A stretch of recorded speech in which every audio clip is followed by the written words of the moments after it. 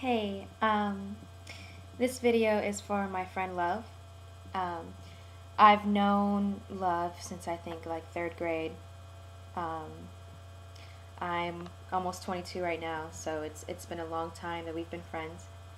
We uh, we haven't hung out as much in some years.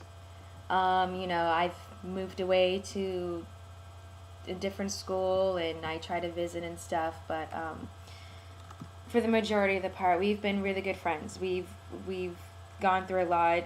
Her going through stuff, me going through stuff, and we've been able to still be really close. And I think that's a good blessing. And I have actually a couple friends like that. I feel truly blessed for that.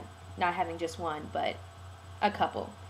Um, she makes a lot of videos, and they're good. They're funny. But she's making a new channel that talks about bullying. Um, she does a lot of things, but I think this will be something great. Um, they're saying now that bullying is a new big problem that's really hitting the fan, I guess. It's always been like that. There's always been some kids pushed. There's always been some kids completely helpless. I've seen it, and I've seen it with her. And her last video really, really touched me. And it's kind of hard to talk about. I know it's hard for her to talk about, but she's not afraid to. And that's the thing. That's a good thing.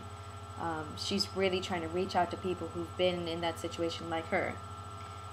She was never really the popular girl. Matter of fact, I became friends with her in third grade, third grade, Miss Youngmark's class, right next to her class. I became friends with her because she wasn't the most popular girl. I was never really popular. Yeah, I had a lot of friends, but I was never the clique popular. I knew all groups, but I had my own little group. Of course, her and all the other rejects in the emo punk rocker crowd, like I loved everybody. But yeah, third grade, I remember everyone called her Crybaby because she would easily cry a lot. But well, it really wasn't easy because she went through a lot of stuff. Everyone picked on her. Everyone. I don't know why. They just picked on her, and I never got that. So one day, I literally said to myself, "I'm gonna be her friend. She needs a friend, or more if she already has one, or a couple." Yeah, so we became friends. I grew to love her a lot. Um, and I still do. Love you. Um, but like I said, I was never really the popular girl. Um, I just knew a lot of people, but being in the group that I was in, the outcast people, mostly like ninth and 10th grade, I think it was, I saw a lot of stuff. I saw a lot of depression every day.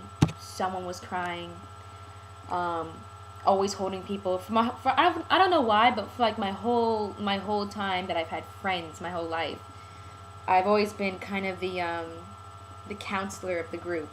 Not really momish, like mom kind of type, but I've always been the go-to person to talk to about stuff because I guess I word things differently. So I'm told I think more philosophical.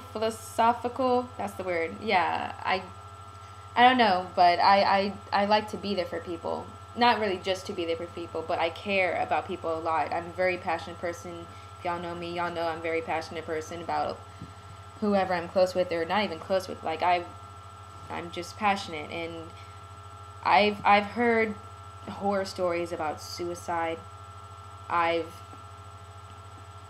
I've done a lot for people. I've taken razor blades out of people's hands and cleaned off their blood from their arms. I've taken pill bottles out of people's hands, and had to hold them for hours. I've had people cry in my arms, and of course I cry too, because passionate person here, okay, a little emotional, comes hand in hand, I guess. But it's nothing new. It's still going on, and I think now we just need to be more aware of how to help, how to listen. I think listening is a big thing because no one gets hurt. I remember when I was going through my own stuff, like sophomore year, I felt like no one was there. I had friends. I knew that. Everyone knows you have parents. Everyone knows, okay, even, you know, everyone knows that, especially when you have friends like, hey, you want to talk, I think it's really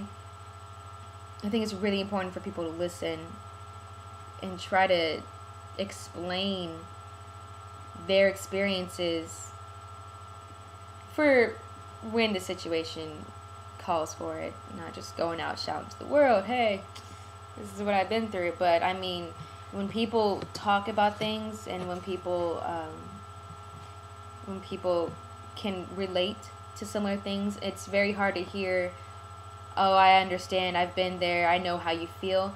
No one will ever, this is my thing, no one will ever, ever, ever know how you feel, ever. They can't feel what you feel. They can't feel your tears on your cheek. Everyone has different emotions. You may have similar emotions and stuff, but everyone's is different. But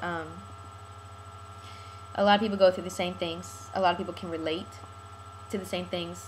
That happened to me too. This is how I felt when it happened to me. Oh, that's similar.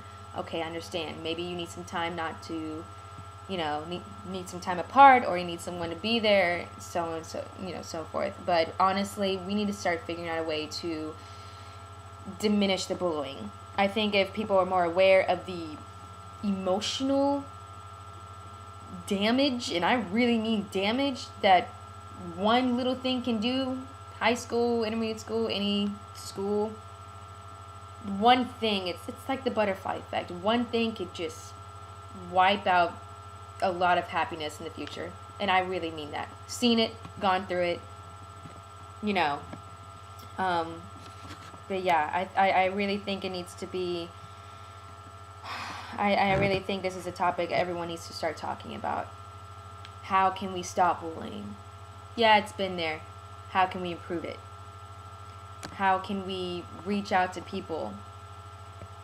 Stuff like that. How can we just be together? Why do we have to do these things? Why is it some kind of underlining social rule that, oh, okay, chalks, cheerleaders, this group, that group, why is there a set boundary? Like I said, I've been through different groups, and I have different groups. I have my country friends, country western, boots, everything, buckle. I have my black friends who want to go to the black club, listen to rap and hip hop. I have my emo friends, rocker friends, so I can sit down and chill with, maybe jam out on the guitar, you know what I'm saying, Gibson Les Paul.